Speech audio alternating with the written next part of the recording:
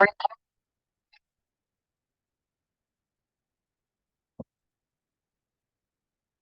evening, everybody. Kavod Harav, how are you? Baruch Hashem, thank you.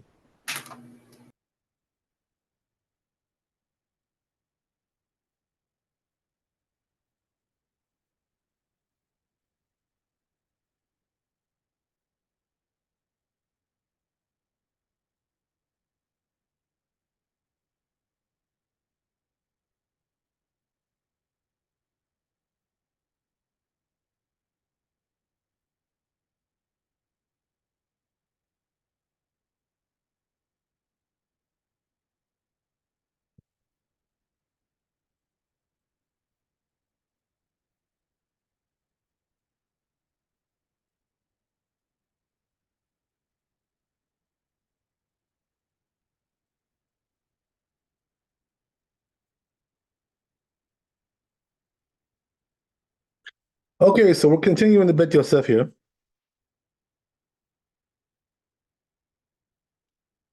Bezat Hashem, we're finishing the chapter now. So it says like this. Right?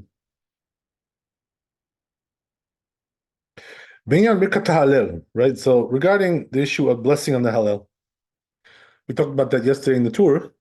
So he says, right, Ika plukta berabata, there's a machloket in the poskim regarding this, right? So he says, Viharan, that's what the tour said. So it says, Bet Yosef, the Ran, Perek,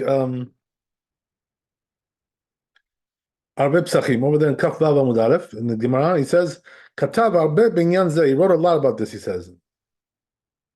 ואין להעריך מפני שמנהג כל העולם שלא לברך. So he says, we don't have to really read it at length, this whole essay that he wrote there. Why is that? Because he says, right, that now the custom is not to bless for the Hallel that we say in Haggadah. שאומר על השולחנו, מנהג בני ספרד לקראתו בציבור וברך עליו כדברי מסכת סופרים, right? So he says, right, but the Sfaradim, as we mentioned, they read it in the synagogue, before the Haggadah, after they finish the prayers, and they make the blessing there. They bless over there. But when they come home, they don't bless at home, right? So this is according to what it's written in Masechet Sofrim. And as we said, right, also the Kabbalah is very adamant about this issue of doing this Hallel, right? So as we said, everybody should try to do it, right? The Ashkenazim in America, like the Lithuanian, they don't do, but the Hasidim they do.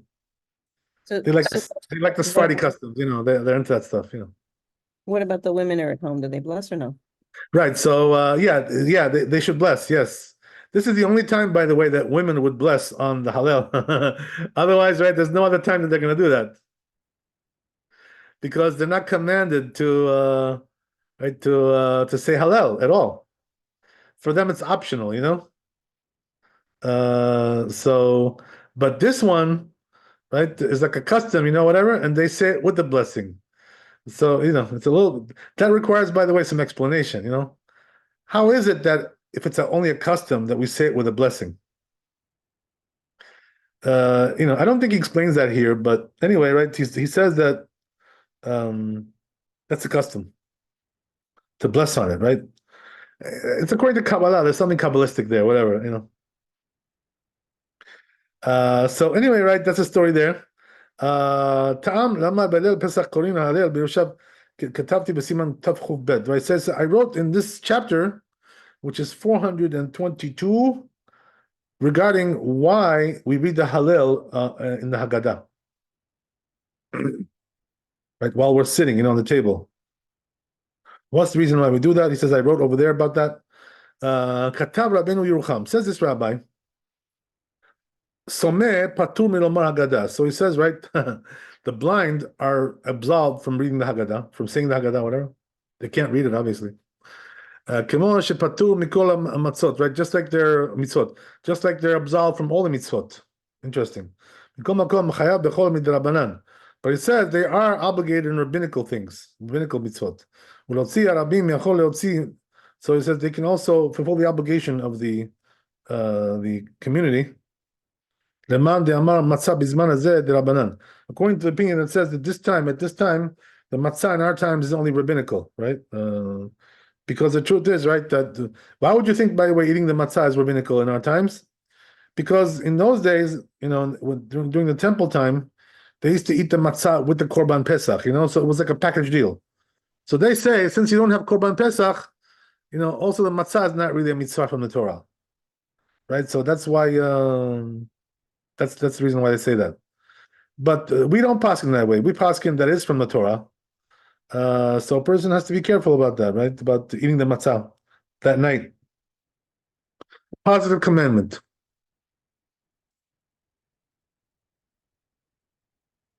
And right, as we mentioned already several times, even though generally, right, time-bound positive commandments, women are absolved. But this one, when it comes to matzah, they're obligated. Go figure, right? Why is that, by the way? Because in the Talmud, it brings from the verses, that they're obligated in that. Because they also had the salvation, from Mitzrayim and all that thing. So, since they also benefited from that miracle and the Exodus, right, all that stuff. So they also are obligated to eat the matzot. Even though it's time-bound, as we said, right? Okay. So that's the story there. Let's go on a little bit.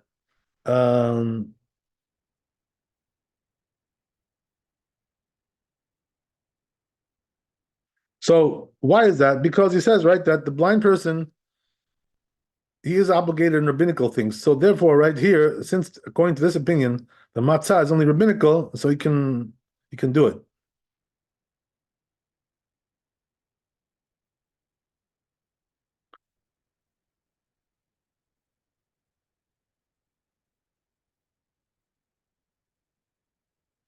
So that also includes, what he's saying is that also it includes things which he has to, do for others, the community. If it's a rabbinical mitzvah, he can do it. Okay, so that's what it says in this parak in the Gemara. Kuftet Zayin Amud Bet, Perush Unvarech, right? Ad kan neshano v'yesh litmu alav. So he says, now Beit Yosef comments on this, right? That he's not really happy with this opinion, whatever. De lo patur mikol mitzvot ela Rabbi Yehuda, right? So because he says, right, that the truth is, that absolving a blind person from all the mitzvot is only according to Rabbi Yehuda. So there's another opinion that does not absolve them. Perek hachovel v'let hilchata kivateh. So it says, right, the Beit Yosef, the halacha is not like that. So meaning what? That the blind people are actually obligated in mitzvot. So he's wondering why this rabbi, right, built this whole building, based on the assumption that they're absolved from the mitzvot, the blind people. But that what you said, right, that they're obligated in all the rabbinical things. That's what it says in Tosfot, according to Rabbi Yehuda, right? So in other words, this rabbi said what he said according to Rabbi Yehuda, and the halacha is not like that. That's what the Beit Yosef says, right? So yeah, who was this rabbi? Rabbi Yerucham, right? He's wondering why he paskin like Rabbi Yehuda. Okay, interesting. Good question.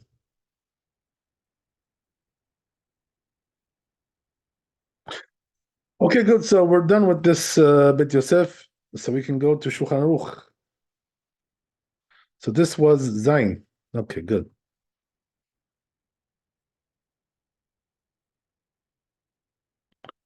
Let's see what's going on.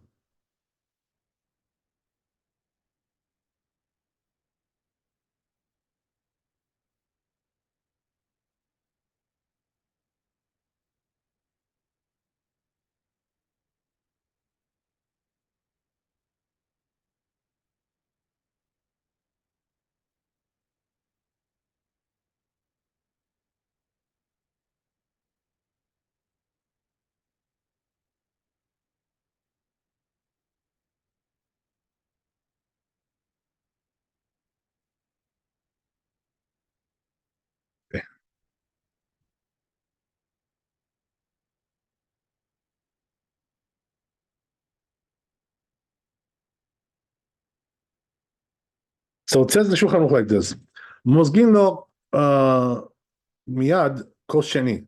So then, as we said, right, we pour out the second cup of wine at that point, and we give everybody, his own glass of wine. So because, as we said, right, that the children will ask on that. Right? Lama shotim kos sheni. Why do we drink the second cup? Before the Seudah.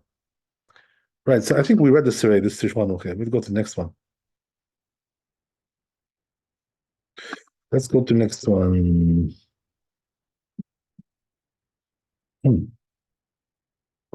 Oh, okay. It seems like there is no next one. Okay, let me just see what's going on here. Yeah, I'm sorry, this is the one we're supposed to do, but for some reason, I guess I remember reading in the Bet Yosef, I thought it was Shulchan Aruch. Anyway, so let's go on with that. So he says, right, that the point of doing this, having a second cup, as we said, is that the children should ask, why are we drinking 2 cups of wine before the meal? So if the son is not wise enough, to ask this question, so then the father should kind of like coax him into it, right? Something like that. Right? As we said, if he doesn't have a son, then his wife asks him, right? Ve'im lav, and if not, who? Then he asks himself, right? Even the rabbis, should ask one another if they're sitting, dining on the same table. Ma nishtana, right? All these questions.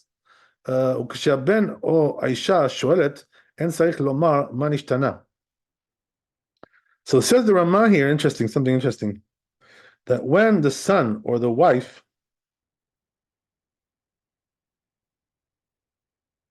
are asking these questions, so you don't have to say manishtana ela matchil avadim. Oh, so he says you don't have to do manishtana, so just start from avadim. Oh, why would that be? That's very interesting. I don't even know if this is the Ramah, by the way. There's something in the parentheses here. So this requires some explanation. What is he talking about here? So let's go to the Mishnah Berurah and see how he explains this. Let's see.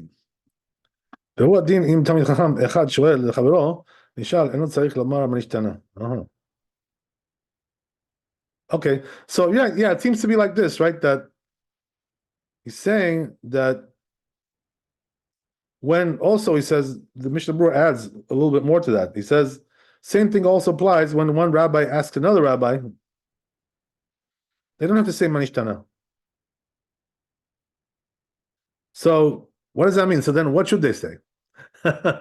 Right? So I'm guessing he wants to say like this, right? That you don't have to use this language, manishtana, which is like some sort of a kind of like a, official kind of language, You just ask, right? Why do we do this? Why do we do that? Why, right? Lama, lama, lama, lama, lama, right? Instead of saying manishtana, you can just say lama. Can I get away with that? So, but the question is like, what do you need to mention this for? Like, to say this, like, what are you gaining from this? It's a little bit strange, this whole thing. Okay, let's take a look. Let's see what's going on with this. כשהבן או אישה שואלת, אין צריך דבר, מה השתנה, אלא מתחיל. Oh, okay, I'm sorry. I think now I understand what he's saying here. The truth is, I've learned this before, and now it's coming back to me, the memory. Whatever. It's not exactly how I explained it just now. What he wants to say is like this, right? That when the son or the wife ask these questions, manishtana, the rabbi doesn't need to repeat that question. That's what he wants to say. In other words, the rabbi doesn't need to say, manishtana. What do you mean manishtana? I just asked you. You don't have to repeat the question. That's what he's saying, right? So just go on, abadim hainu, right? We were slaves. You start with the answer. So no reason to repeat the question, right? The guy who's answering. That's what he's saying. That's obvious. I mean, like, why would you think that you should repeat it? So, it's kind of redundant. But anyway, right? It is what it is. Okay. They said to ask each other. I'm sorry? Because were they talking about the 2 rabbis? If 2 rabbis are eating? But the Mishnah Berurah adds also the rabbis as well. In other words, he says, right, if one rabbi is asking another, also, right, the guy who's answering shouldn't say manishtana. Okay, but didn't it say like they should ask each other? They don't mean like they should literally ask and then answer and then ask again. Like they don't, because they're It on the means same, one asks and one answers, right? That's what it means. Yeah.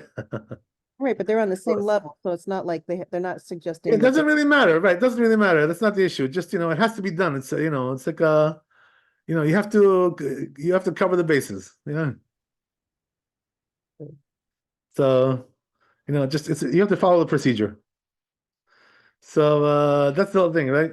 Okay, well that's obvious. I mean, why would you want to, ask the question again? Okay, well, anyway, sometimes they say, right? Sometimes you have to state the obvious. Why is that, by the way? You know why? Because some people are a little bit dull-witted, and they can't get the obvious stuff. They can't. Okay, whatever, right? It is what it is. I'll tell you something, the truth is, right? Now that I think about it for a second, why does he have to bother to say this? As I said, it's obvious. So the answer, you know what it is? The answer is that a lot of these people today, in the diaspora, they don't speak Hebrew, you know? So they don't know like where it starts and where it ends. So, somebody's got to tell them, like, okay, well, yeah, start from there and finish there. Okay. Now you, right, the father, the head of the household, you start from here and finish there, right? Don't repeat what he said. Don't need to do that, right? So in other words, these people don't speak Hebrew. That's the problem. So that's why you have to guide them in these things, you know what I mean? But some Israeli guy, you know what I mean? You have to tell him, he knows that already. Okay. All right. So let's go on. So then he says, right, that so then he says, right, when you start the answer, right, we were slaves to Pharaoh, right? What all these things, right? Machazia ke'ara sheba amatzot lefanav. So he says, you return at that point, right? You should return the matzot back to its place. Because, as we said, right, we moved it to the end of the table to make the children inquisitive. So now we're bringing it back, right? So he says, right, that so you read the whole Haggadah with the matzah in front of you.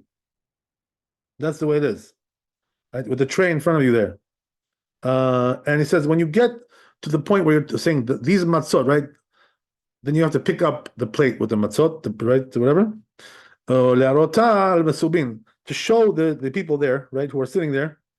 Why is that? As we said, right, that the mitzvah should be, right, they should get an appetite to eat the matzot. They look at it, they say, oh, that looks good.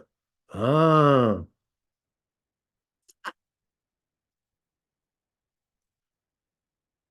By the way, this is where I have to tell you, right? If you really want to have an appetite to eat the matzot, I recommend to you, buy the soft ones, because the hard ones, I never have any appetite to eat those. I'm talking about the handmade ones, right? They're like hard like a brick, you know what I mean? It's like I'm not talking about the machine made, because the machine made ones are quite light, and soft, whatever, and relatively speaking. But the handmade ones are like a rock, it's like, and it also goes into your stomach like a rock. So it's not exactly the most pleasant thing to eat, that hard, handmade matzah, shmura matzah. So there's no appetite for that. But whatever, right? Whatever it is, it is. Some of them, by the way, are really like, literally, they're like a rock. Like, they're so hard, and thick, and just, the taste is awful. So not really something you have an appetite for. So I don't recommend the hard stuff, try to get the soft stuff. But the truth is, where you guys live, it may be hard to obtain, these things. So come down to New York, we'll get you a little bit over here. Right? If you want to come down. Okay. So right, the truth is, that this year, usually, somebody brings it for me, like a friend of mine, he's like a foot doctor, this guy. So he brings me my matzot like every year or whatever, for the last 4 or 5 years, whatever. But this year, he texted me and said, "Oh, sorry, Rabbi, I couldn't get them, blah blah blah blah blah, whatever." Right. So what happened was that I said, "Okay, no problem." So what I did is I went online, and I ordered it online. There is a guy in Brooklyn who makes it, a Syrian guy, like a rabbi, whatever, and he makes it, and so I ordered it from him, and it had to be shipped over. So you guys probably could have ordered that too. I don't know if there's any left now, maybe a little bit late, right? But you can try. Doesn't hurt. It's probably all gone now, but you never know. You can try. Nothing to lose, right? Go into Google and right, uh, print out soft matzah, and you're gonna get right this guy from Brooklyn, this rabbi, right, who makes it there, and you go into his website and see if he has anything left. If you're lucky, you'll scrape out something there, and he FedExes it to you, right, for like $50. Not so cheap, but okay, that's the way that goes. But at least it's overnight, so it's fast. Okay, modern technology, it's a small world today. So yeah, so that's the story. So as we said, right, that you have to lift up the matzot when you say that, and then ויש להגביה מצה הפרוסה שהיא כלחם עוני, right? So here in the parentheses, right, somebody writes over here that when you lift up the matzah, it says you should pick up the one that's broken. The one you broke. He says that's the one you should pick up. But the truth is, that that's not our custom. The Sfarim. I don't think that's our custom, because what I remember is that we lift up the whole plate, with the matzah, and we show it to the people. That's from my memory. That's my recollection. But anyway, right? Doesn't really matter. It's all the same. Just semantics, whatever, right? No big deal either way. So right, goes on. Right? Also, when you get to what you were talking about the maror, so you pick up the maror, right? The romaine lettuce. When you get to lefichach, right? Lefichach, the word lefichach means therefore. Magbia kol echad koso biado. So then you lift up the cup of wine in your hand, right? Until you finish the whole Hallel there, right? That little mini Hallel, and you finish the blessing Gal Israel, and then you drink the second cup of wine, right? So now comes in the Ramah here.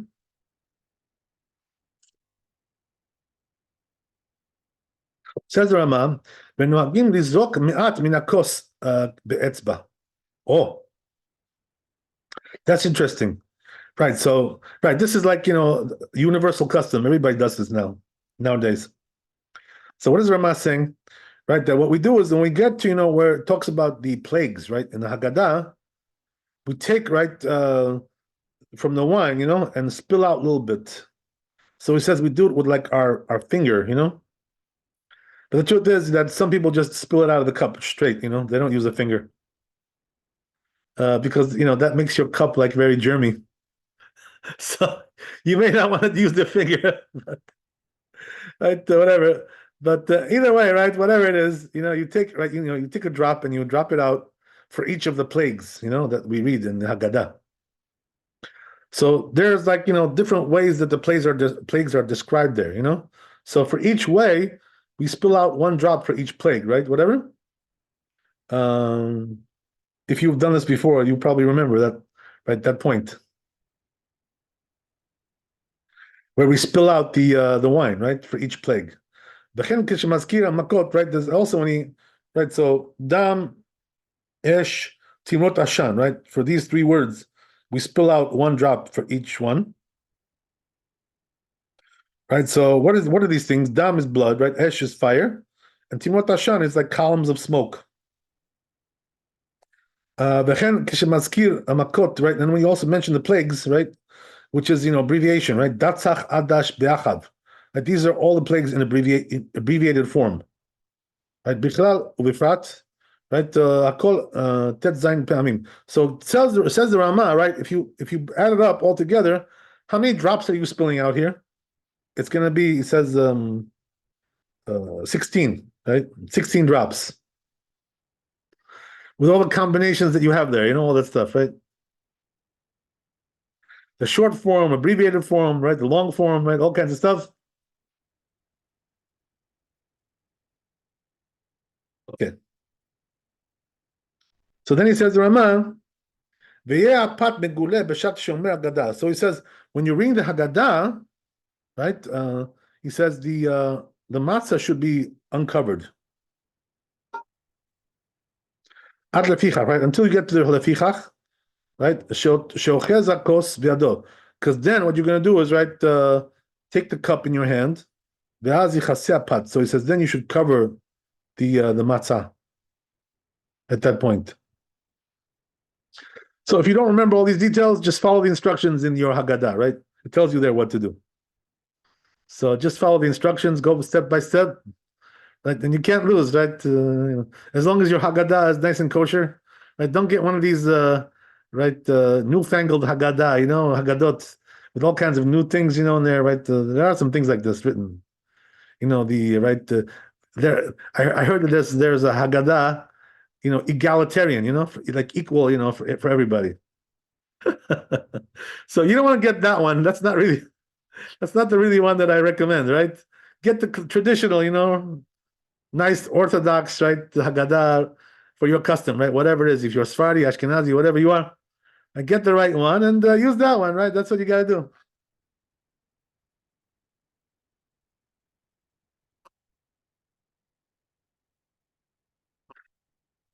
Okay, so that's the story there. Let's go on to the next one. That was Zion, right? I think we're done with this chapter. Yeah, so let's go to the next chapter, which is Taf Ein Daled. All right. It's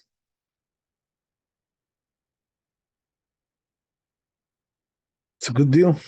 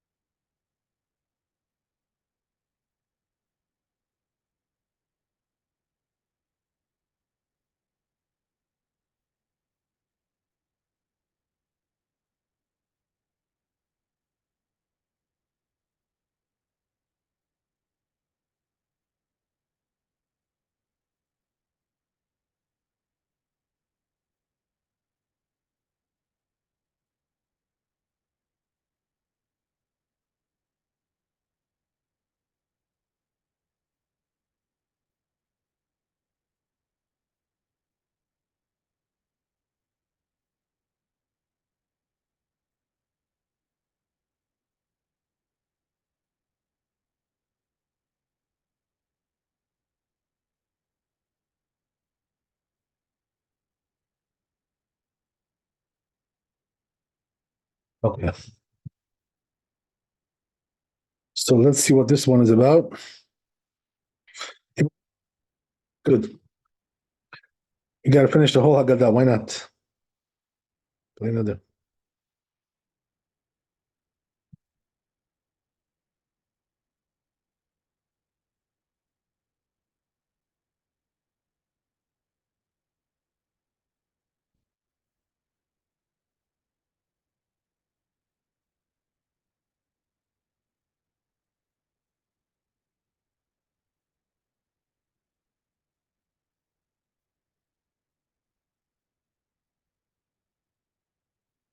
Sorry about that. 1 second. We'll get back to that. Okay. Yeah. So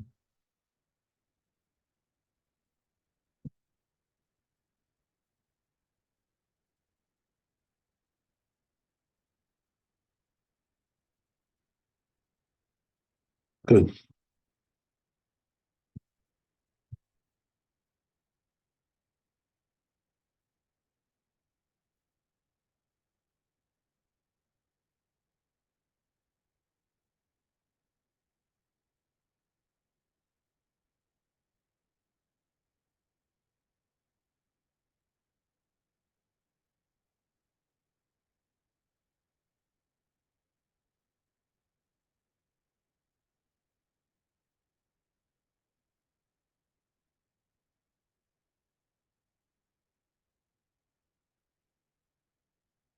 Yeah, there's a little bit Yosef left here, so I'm just going to read that out, so we don't skip anything here. A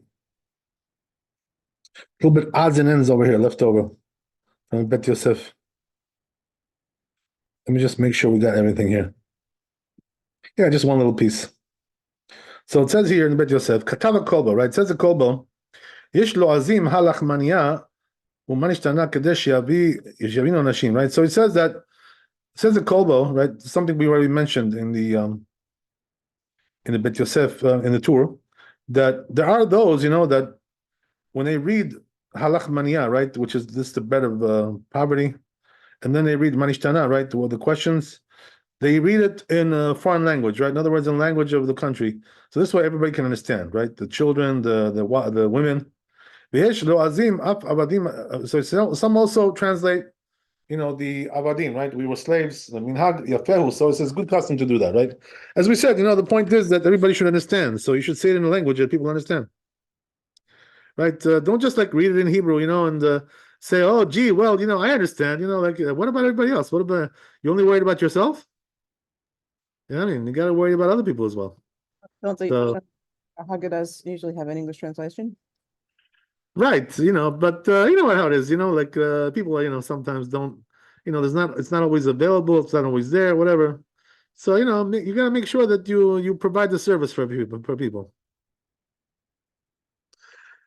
Sometimes the women also, I have to tell you, like I've seen in many, some households, that they're not really even sitting down so much, in the Haggadah. They're just like walking around because, they keep on bringing stuff and taking stuff and all this stuff, So they're like walking around a lot. So, like you got to make sure you catch them, because you tell them what's going on because they're not even looking in the Haggadah. Some of these ladies, they're very distracted. So, that's why, you gotta make sure, right? Everybody's following along there, right? By the way, in those days, that we're talking about here, probably not everybody had Haggadah, they were not readily available like they are today. And also with translations, I mean, especially. There was no translations in those days, it wasn't so common. So, you had the head of the household had to provide that service of translating, and all that stuff, right? But Okay, right. today with the translations and everybody having like their own, Folger's copy or whatever, is it necessary to have the person who's conducting the Seder to translate or no? Well, you gotta use your, your intellect for that. To gauge the situation, you know what I mean? What kind of situation you're in. But the truth is, that I personally would say that you should speak in English when you have an American Seder going on. So Never- yeah, you should translate. Seder. I'm sorry? Never heard you use English for Seder. You don't use English for Seder. No, not to use a Seder English. I'm saying to speak in English. Hey, you don't, but you've never used English at the Seder. Oh. You've always done it. Oh, is that what you mean? My Hebrew. Well, I usually, from my recollection, if there's any Americans there who don't speak Hebrew, I do translate for them. I always do that, as a matter of, I provide the service. Just like I'm providing the service right now. I do the same thing on the table, not really much of a difference.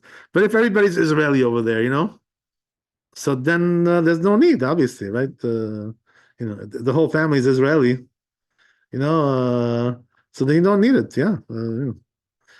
But the truth is,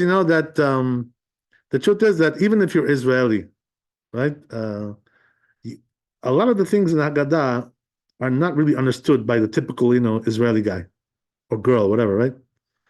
Because, it's like Torah language, so you have to, even the Israelis require some kind of a translation, meaning what? Meaning to say that you got to speak to them in the common language. You know what I mean? So everybody requires something, whatever. As we said, right? Unless they're all rabbis there, like we said, right? If they're all rabbis, okay, so then you can just, you know what to do. So depending on the crowd you got there, you have to do according to the content of the crowd, That's the bottom line. Okay.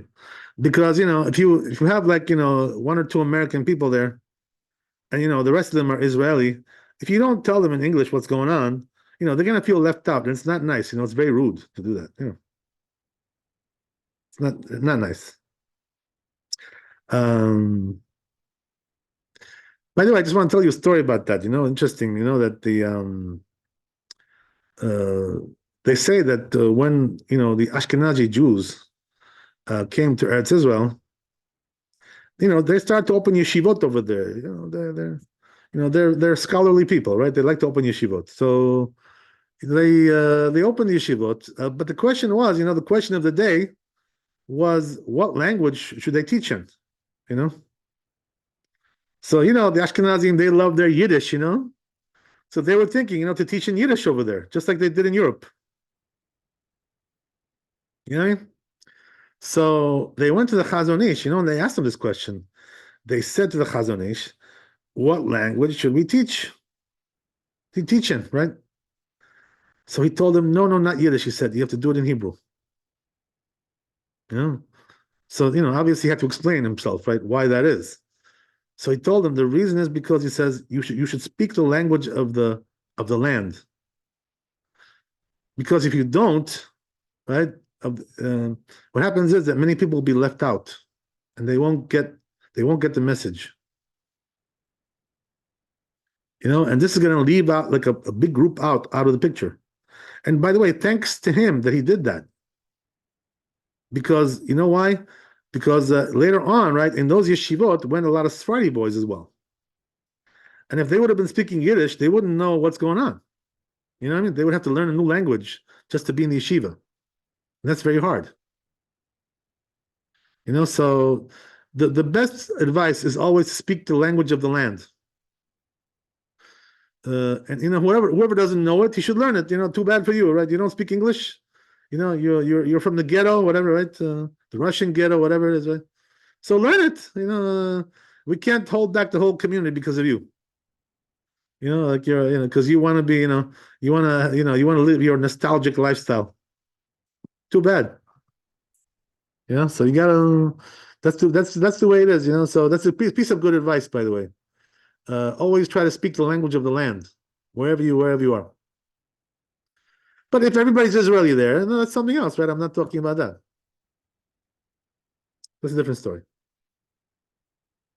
Okay, so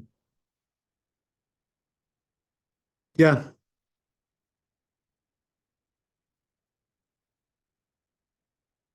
So he explains, right, a little bit further here. It says, so he says it's a good custom to do that, right? To translate whatever. So he said they should also translate the answer to the questions as well, not only the questions. So it says, what does it help you to know what the question means if you don't know what the answer means, right? That doesn't help you much, you know what I mean? So therefore he says, right, translate the questions and the answers as well. That's the way to do it. Okay, good, right? So that's the story there. It's funny, because the first rabbi that I had here in America, he was Sephardi. He was Moroccan by descent, came from a very good family, like rabbinic family, whatever. So he, what do you call it? He went to Ashkenazi yeshivot here in Lakewood and also in Gateshead, in England, right? And they speak Yiddish, in these yeshivot. I mean, in those days. Nowadays it may be different, right? They speak English probably, but in the old days they speak Yiddish. So you know what he did? Like this guy, this rabbi, such a genius. He learned the Yiddish, So he became like fluent in Yiddish. Can you imagine? Moroccan guy. I was shocked, He speaks like a fluent Yiddish. Not just understands it, but speaks it also. And he's very proud of himself, God bless him. What can I tell you? But what I'm trying to say is that not everybody can do that, to learn Yiddish like that. It's a very you have to be very talented to pick up a language like that. That's why it's not recommended to do that route. Okay. Good. Let's go on. So we're going to this chapter now, which seems to be short. It says the tour here, right? So he says, right, now you drink the second cup. right? After you finish that Gal Yisrael, the Hallel, the little Hallel there, right? Your mini Hallel, then you drink the second cup. So he says, right, that the Rif says you have to bless on that, Bori Pir Giffen, right? Even though you already blessed on the Kiddush. So it says Bet Yosef, right? He comments on that. Ken Katab Beperk Areb Sachin. That's also there. But Tamo Mishum de Arba Kosod. He says the reason of the Rif is because the 4 cups, right? Since each one is a separate mitzvah by itself, right? So you have to bless on each one. He says that's the reason why. Kataba la barosh velo nehera. So the Rosh doesn't agree with this, right? He says no, doesn't seem right to bless on each one. Even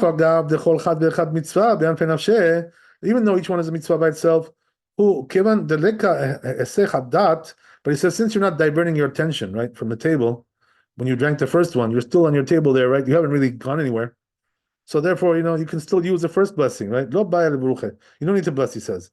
On each cup. So it says, right, Bet Yosef, that's a custom, that we don't bless on each cup.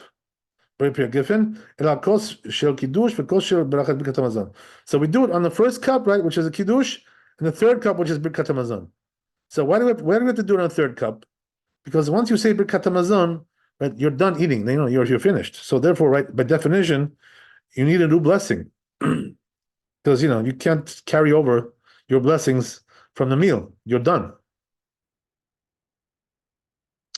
So that's what the Shulchan Aruch says, right? The custom nowadays is to bless on first and third cup, but right, the Ashkenazim, their custom is to bless on each cup, like the Rif says. So there is a difference in customs here. Okay, so what about the final blessing, right, for the wine?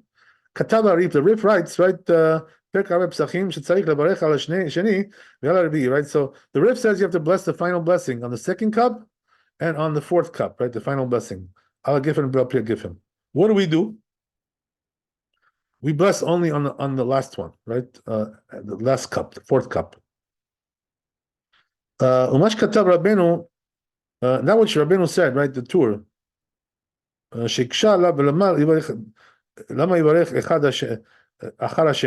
Right, he says, why would you bless after the second one? What's the reason why you should bless there, right? After blessing for the wine. That's what he says. The Rosh also wrote this. So he says, some answer the question like this. So they're saying, right, you're dealing with a case here where we don't have the wine to drink during the meal. But it says he pushed that out. He didn't agree with it. It's saying that, right, even if he doesn't have wine to drink during the meal, he still should not bless after the second cup. That's what he says. Interesting. Okay. So we have a machlokat here, right, between the Rosh and the Rif, also regarding this as well. Okay, so let's just see the tour inside, right? So we don't skip anything here. Make sure we got the whole thing.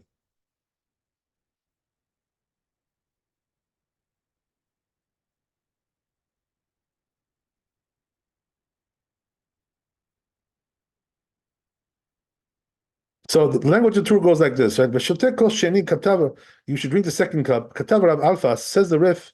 You have to bless Ber Pia Geffen on that. Rabbeinu Netronai, also Rabbeinu Netronai.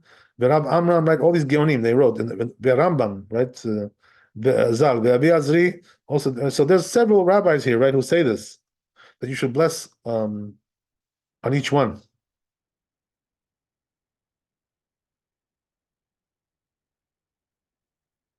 Right, so here we're talking about the second one, right? Precisely.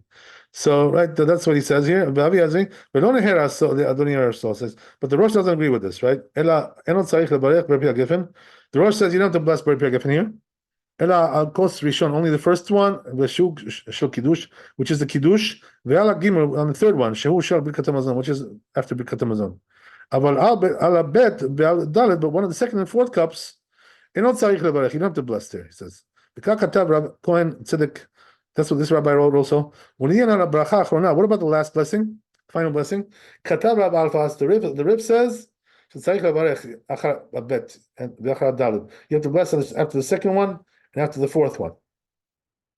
והקשו לו בדבריו, and they asked about this, right? Some people didn't agree with him.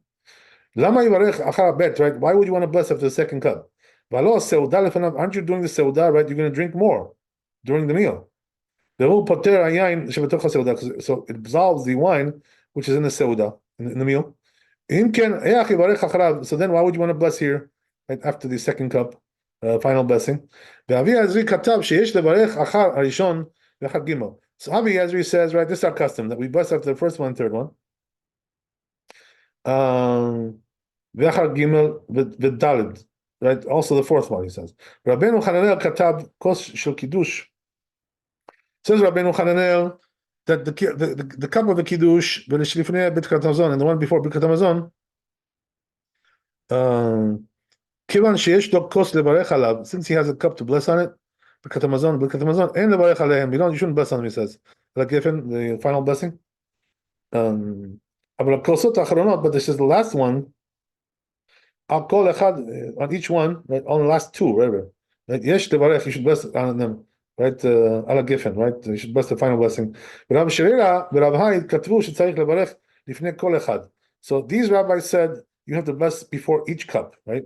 But when it comes to the final blessing, no, not so, right? Only bless after the last one. So he says, what about the Rosh? What does he hold? He schemed that Ibrahim, he agreed with them. Regarding the final blessing. You should only bless after the last one. Rabbi Yonah says that's also Rabbi Yonah writes like that. Okay, that's the end of the tour, right? That's the whole thing. So let's go back to Bet Yosef. So now he brings right all these opinions, as we said. So what does that mean? You should bless after the third one and fourth one, the final blessing. So he says the reason why he says that is because since you're interrupting between one cup and the other, in other things besides eating, and drinking, you have to bless afterwards. But not so when it comes between the third and second and third. You don't. There's no interruption there. Just with the meal, right, and also the blessing on the cup, sheni of the second cup. So he says the blessing on the second cup will absolve the one which is the wine which is inside the meal. So therefore we don't bless afterwards. And now what you wrote the name of the rach, the kos shel kiddush v'shelifnei Birkat Hamazon, right, that you should do on the cup of kiddush and also the one before Birkat Hamazon. Tamo, what's the reason why? Because it's all one meal. Matchil mikos shel kiddush. He starts right from the kiddush. He concludes with the cup of the Birkat Hamazon. So therefore, you shouldn't bless, in between at all, right? It's all one big sitting, all one big drinking. But he says once you finish the Birkat Hamazon, that's a different story. Why? You have to bless there. Because as we said, right, the meal is already over. So then you got to bless. It's a different thing altogether. Right? So it says after the fourth one, for sure you do have to bless. Right? Because that's the end of the drinking, right? You're not going to drink anymore. I hope you're not, right? Otherwise you're gonna faint probably. Right? Now what she wrote, right? That since he has a cup to bless, right, on it. So that implies that if you didn't have a cup for Birkat Hamazon, you would have to bless after the cup sheni, or the second cup. Who that's according to the ones who want to do, right, reconcile the opinion of the Rif. Saying that he's talking about where he doesn't have wine to drink during the meal, but you have to bless there. After the second cup. So he says we already wrote that the Rosh pushed out this opinion, right? He disagreed with it. Okay. So yeah, we just have a couple more lines, so I guess I'll just finish it. right? Why leave a couple of lines over? So it says, right, Vadoni Avi, so it says the Rosh, my father, he schemed with Abraham. He says he agreed with them.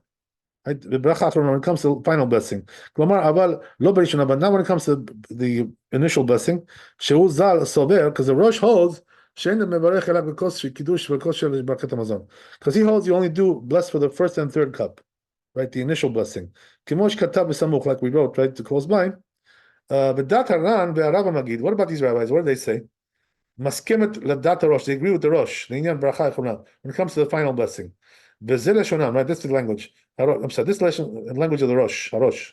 The tshuva. The sof the barab in the end, right? He says there. The end of So he says, right? It seems like we shouldn't bless ela kos rishon only in the first cup, ushlishi, and the third cup ubracha achrona, and right, and the last, the final blessing in the barech kiim al kos revi, only on the after the fourth one. V'chen matzati katuv b'shem Rabbeinu Yonah. That's what it says. I found the name Rabbeinu Yonah. V'chen rawi la'asot. He says that's the proper way to do. De'amema'et bebrachot lo yifsid. Right. So right, he says a good point over here, right? Which is that what? That if you reduce the amount of blessings, you don't lose. In other words, it's better to do less than to do more. You know, because there's a concern about blessing in vain. You know, bracha batala, which is a big sin. The brachot enam nekvot, as we said, right? The blessings don't, you know, they don't hold back the mitzvah, so they're not really crucial, as we mentioned already. Okay. But he says the one who does too many blessings, right? He does have a problem. You know, he's got a problem. Because it's a blessing in vain. It's a good point, right? So always better to do less than to do more. If you have a doubt, right? If you're not sure. When in doubt, throw it out, right? That's what we say, right? The So that's a custom, right? So in other words, nowadays what we do is we say, you know, less blessings, right? So, you know, we're going to see the Shulchan Aruch right now. We'll see what he says to do. I could say it over, but what's the point, right? Why say it twice? Let me just read the Shulchan Aruch and we'll say it here. So shotek kos sheni ve'en mevarech alav. So it says the Shulchan Aruch like this, right? You drink the second cup here, right? After you finish your mini halel, right? And you don't bless on that. What does that mean? Don't bless? You don't bless per pia giffen. Lo bracha rishona ve'lo bracha rishona. Right? Once not the first blessing and not the final blessing. Shein mevarchin bore pia giffen kim al kos shel kiddush. So he says why? Because the rule is that we only bless on the cup of kiddush. And also the one of Birkat Hamazon.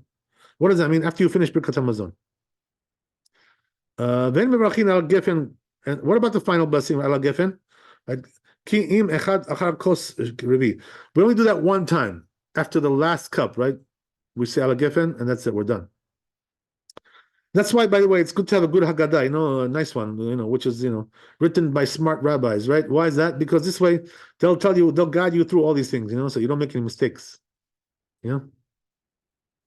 So it's always, you know, better to buy a Haggadah or any prayer book, right? Whatever it is, right?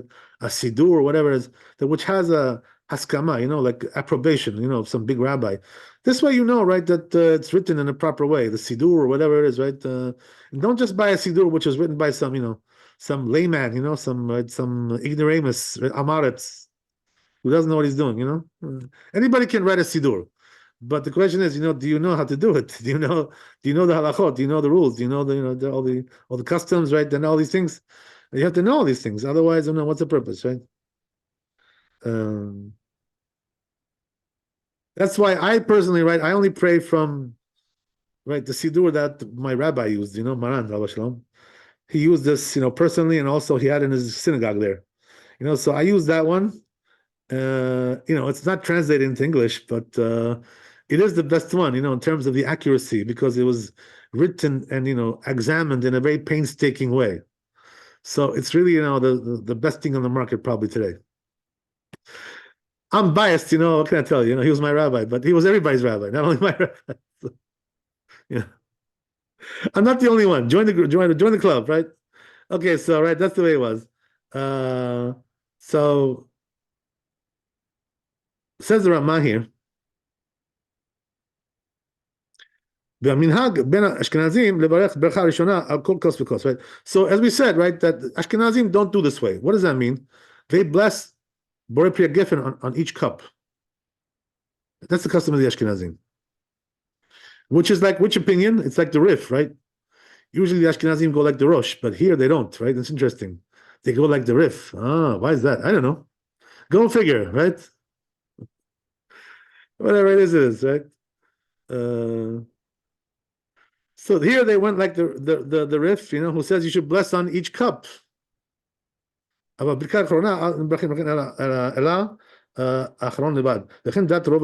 says, but when it comes to the final blessing, so then we do like the Rosh, right? Who said what? That you only bless after the last one. That's it, right? Everybody does it like that, whether you're Ashkenazi or Sephardi. So that's the story, right? Okay, so we're done. We're finished with this chapter, right? So Bezat Hashem, we'll continue tomorrow. We have one more, right, class, and then Sunday we're going to be doing the Bedikat Chametz. So Bezat Hashem, right? We'll, you know, so if we don't get a chance to, you know, to learn about that before the Bedikah, so I'll definitely post a lot of things, you know. I'm already posting all week, you know, about Passover. So read my you know, see my videos about doing Bedikat Chametz, checking for Chametz, and you'll see right there what to do and how to do. You know, pretty much, I think I pretty much covered it very extensively in all my videos there, you know, from the past years, whatever. So yeah, that's the story there. So Bezat Hashem, thanks for coming. Be blessed with wealth and health and happiness. We'll see you tomorrow. Chazak Baruch and Laila Tov. Rabbi. Yeah. Thank you so much. God bless. When you're translating the Haggadah, do you I typically read the Hebrew first and then the English, but is it necessary to do that? Yeah, that's the way I do it, because you know, if you don't read the Hebrew, it's like, you know, you're not being authentic. You know what I mean? Like you're losing the authenticity there. You know, the Hebrew and then the English. Yeah. That's the way I do it. Yeah, because you know, if you don't read the Hebrew, how do you know what to translate? You know what I mean? Well, I mean, because what I do is I find myself reading the Hebrew, and then I you miss something in English that you need to put some emotion into in a certain direction. Right. If you don't understand the Hebrew, you don't have to read it in Hebrew. Oh, I understand. I can read the Hebrew. You know what I mean? But when if you understand it, it's good to read it in Hebrew. If you don't understand it, just read it in English. Thank you. God bless. Have a good night. Thank you. All the best.